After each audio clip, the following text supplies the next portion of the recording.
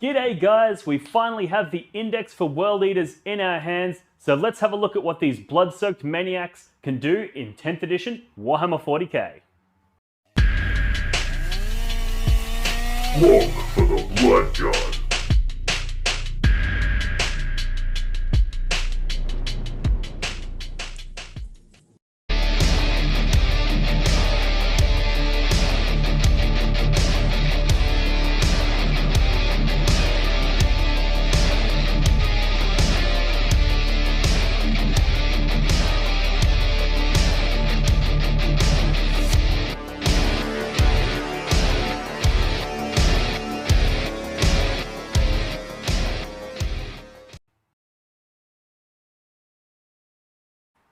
Alright, the Chaos Spawn are the next ones that we're going to look at, and these guys have taken a significant sidestep in the edition change. So they previously were a unit that would take a lot of units of one, they'd sit on backfield objectives, they'd be relatively insignificant, and they were mainly there as an easy thing for your opponent to kill so that you would score those Blood Tithe points. Now that Blood Tithe is gone, that's not necessarily as relevant.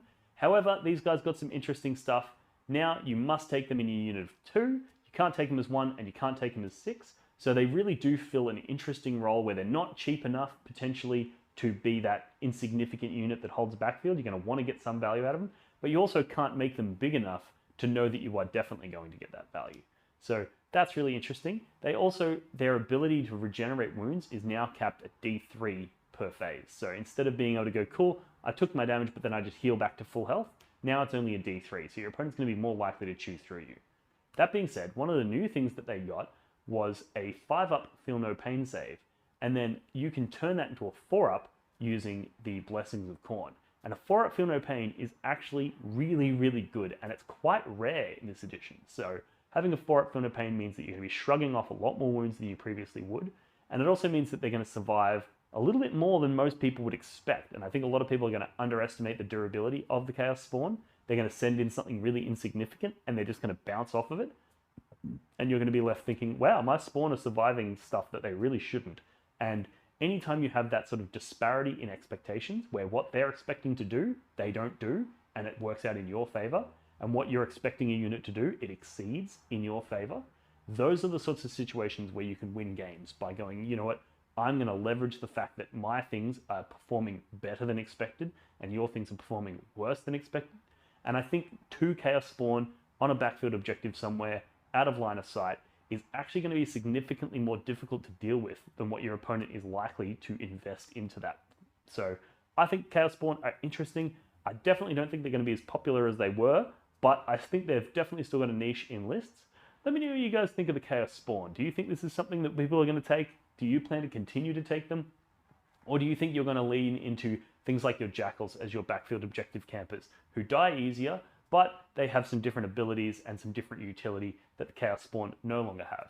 Generally speaking, both of these units are going to be filling those backfield objective camper roles, and I think there is an interesting debate to be had over which ones you include. So I'd like to hear your thoughts on that debate in the comments section below.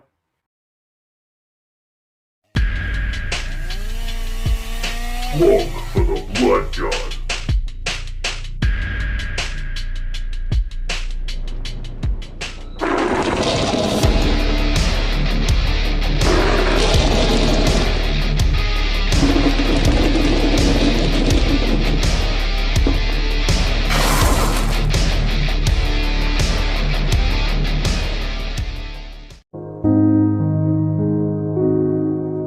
The Warhammer community suffers from some of the most prohibitively expensive essentials in the world, especially Australian content creators.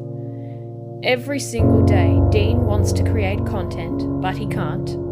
Suffering from old, worn-out brushes, expensive model kits, and costly software and equipment, he can't endure much longer. Just look at this dirty paint water. Would you drink this? Would you let your child? Even a small monthly donation can help provide Dean with clean paint water, basic tools for survival, and access to life-saving information and education. So please, follow the links in the description below and find out how you can sponsor Dean today and end the suffering. Suffering that is cruel, unsustainable, and your fault.